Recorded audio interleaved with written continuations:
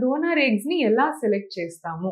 So, మనం డోనర్‌ని select చేసేటప్పుడు we take lot of precautions. అన్ని ప్రికాషన్స్ స్ట్రిక్ట్ క్రైటీరియా వాళ్ళకన్ని అవసరమైన టెస్టులు చేయించి డోనర్‌ని సెలెక్ట్ చేస్తాం.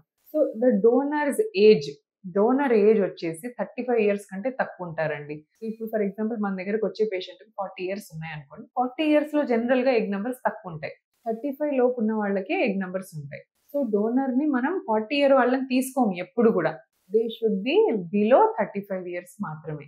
అండ్ ఆల్రెడీ డోనర్‌కి ఒక చైల్డ్ ఉండి ఉండాలి. ఖచ్చితంగా ఒక బేబీ గాని, ఒక చైల్డ్ గాని ఎవరో ఒకళ్ళు ఒక కిడ్ ఉండాలన్నమాట డోనర్‌కి. దానివల్ల మనం ఏం అర్థం చేసుకుంటాం? ఆల్రెడీ బేబీ ఉంది కాబట్టి that means her egg is healthy. తనకి పిల్లలు ఉన్నారు అంటే మీనింగ్ ఏంటంటే she is fertile, her eggs are very healthy. So, ఈ 2 criteria important. Age of the donor, తనకు ఆల్రెడీ పిల్లలు ఉండటం ఇంపార్టెంట్. అండ్ దెన్ హిస్టరీ అంతా తీసుకుంటాం. డోనర్ అలవాట్లేంటి? డోనర్ ఏం చేస్తారు? తర్వాత తన డైట్ ఏంటి? ప్రతీదీ చూస్తాము. అండ్ డోనర్ వాళ్ళ ఫ్యామిలీ హిస్టరీ కూడా చెక్ చేస్తాం. డోనర్ ఫ్యామిలీలో ఎలాంటి క్యాన్సర్‌లు గాని, లేదా ఇంకేమైనా వ్యాధులు అలాంటివి కామన్‌గా ఉన్నాయా లేదా ఇవన్నీ రూల్ ఔట్ చేస్తాం. ఇవన్నీ చెక్ చేసి వాళ్ళకి బ్లడ్ టెస్ట్‌లు, బ్లడ్ రిపోర్ట్స్‌లో ప్రతి ఒక్క సిస్టమ్ చెక్ చేసుకొని if everything is all right then they come for scan. అక్కడంతా ఫిల్టర్ ప్రాసెస్ అయిపోయిన తర్వాత ఫైనల్లీ వాళ్ళు మా దగ్గరకొస్తారు.